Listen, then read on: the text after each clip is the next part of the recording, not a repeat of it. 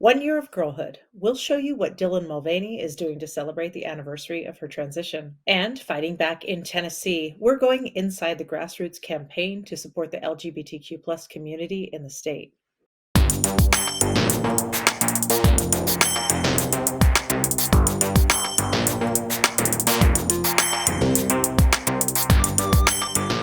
Welcome to Advocate Today. I'm Tracy E. Gilchrist. Actress, content creator, and trans activist Dylan Mulvaney is using her platform to advocate for others by giving fans a look into her life and her transition. She's marking 365 days of girlhood with an epic celebration.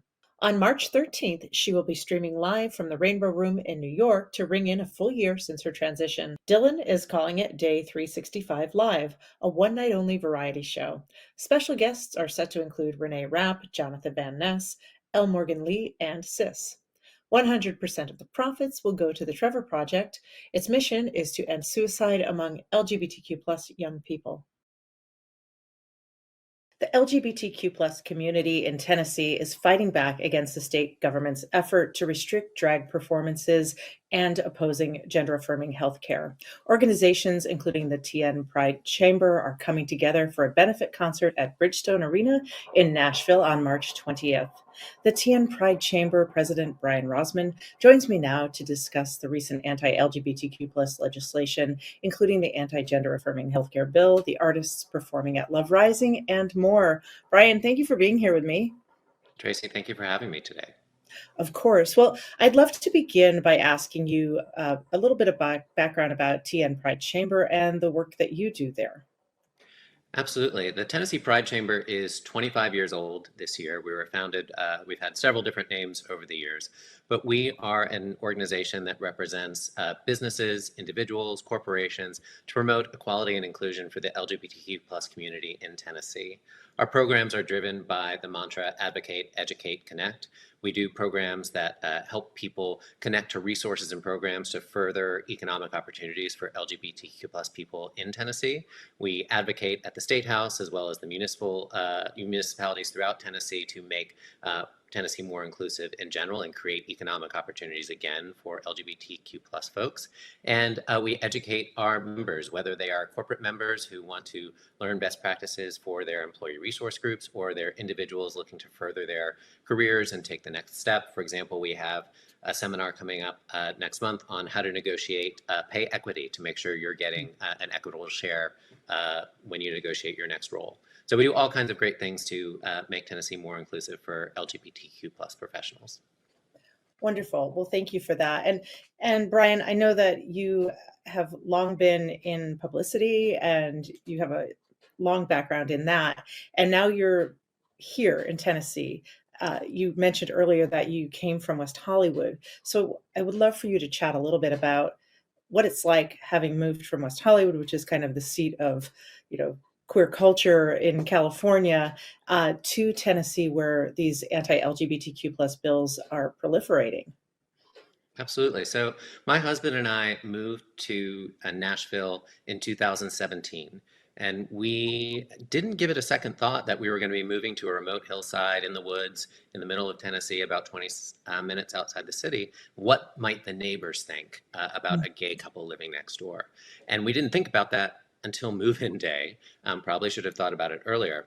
But when we arrived on that little hillside, our next door neighbor, one of them had a non-binary grandchild, a retired DA across the street, had a gay brother, music producer on the other side. Everyone couldn't be more welcoming. It was a surprise, and that has been, by and large, the experience in Tennessee.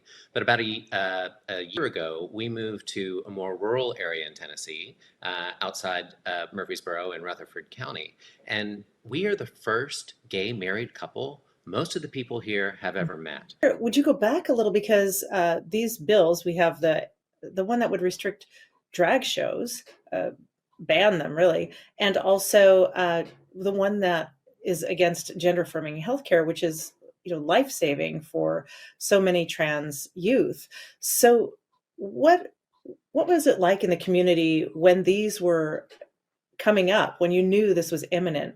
What was the community doing to try to stop that? Because now they've happened, unfortunately, and I'd like a little perspective on what happened prior to their coming into being. Absolutely. So first of all, there are more anti-LGBT bills this legislative session than any time in history. I think there's something like 380 of them across the country. Tennessee is not alone in this problem. We are just racing to be the first and Yeah. apparently the leader in this space for whatever reason. There's a number of great organizations in Tennessee doing a lot of great work here to work with the legislature to slow down and stall a lot of these bills. And some of them are being stalled. And there's a couple things that I think folks outside of Tennessee don't always understand, which is there is a supermajority of one party here in Tennessee. And Mm. so when bills get stalled or fall off the calendar or don't move their way to the floor, that's because members of that supermajority made sure that happened. I want to talk about Love Rising, this concert that's coming up with this incredible lineup. I mean, I saw some Allison Russell, Joya Latticoon, Jake Wesley Rogers, Amanda Shires, Jason Isbell. Would you Cheryl tell? Crow, Maren Morris. I mean, amazing. And is Brandy Carlisle? Did I hear that as well? Brandy Carlisle, her foundation is helping to organize it, but she Yeah, unfortunately couldn't perform. uh, still amazing. Would you talk a bit about Love Rising and the aim of this concert? Absolutely. So, Love Rising was born out of an initiative of the business community here in Tennessee. When the drag bill, HB3, first passed, the Tennessee Pride Chamber helped to organize a group of businesses to sign on to a letter to ask the governor to veto these bills for a variety of reasons, because all anti-LGBT bills are bad for the economy and bad for business. We had over 230 businesses sign on to that letter asking for the veto, and the bulk of them came from the entertainment industry. One of our board members, Annie Bryn, over at Warner Music, did a great job of engaging the entire entertainment industry and big companies, like the biggest representation companies in the business, CAA, WME, United Talent Agency, Live Nation, all of these big global companies who are very invested in equality and very invested in making sure LGBT people are safe, signed on to this letter, and it sort of motivated them to want to do more. And Allison Russell's team reached out throughout all the process of this and asked, could we put together a benefit concert? Is there something that we could do? And they partnered up with Live Nation, who have sort of taken the charge, and Brandy Carlisle's foundation, who have helped to really turn this into a major moment and a rallying point for the community to come together and celebrate LGBTQ plus people in Tennessee. The speed and volume of these legislative attacks is just unlike anything that we've seen before. And the community really is in shock dealing with all of this. So this is an amazing lineup. The proceeds of the event benefit a lot of great organizations, including us, Inclusion Tennessee, who I mentioned provides resources to folks, Out Memphis, out of Memphis, which is a LGBTQ plus resource organization as well as the Tennessee Equality Project, who pushes back against a lot of this legislation. Brian Rosman, president of the TN Pride Chamber, thank you for joining me and for all the work that you do. It's so necessary. Thank you so much.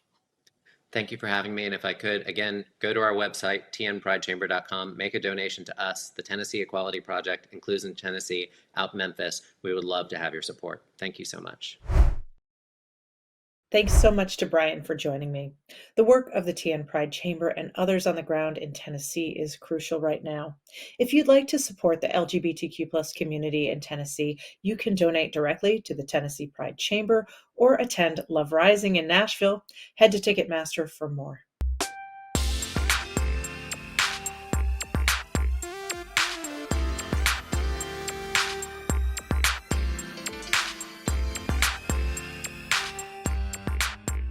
March is Women's History Month, and we're celebrating those who have trailblazed for women and girls everywhere.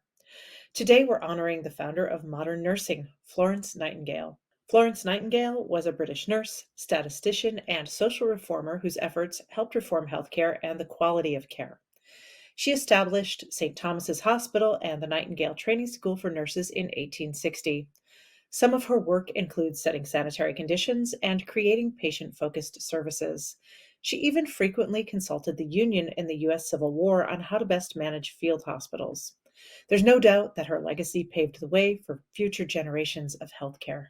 That's all the time we have for this Advocate today. You can find the Advocate channel wherever you stream or online at advocatechannel.com for more coverage that advocates for all. I'm Tracy E. Gilchrist. I'll see you next time.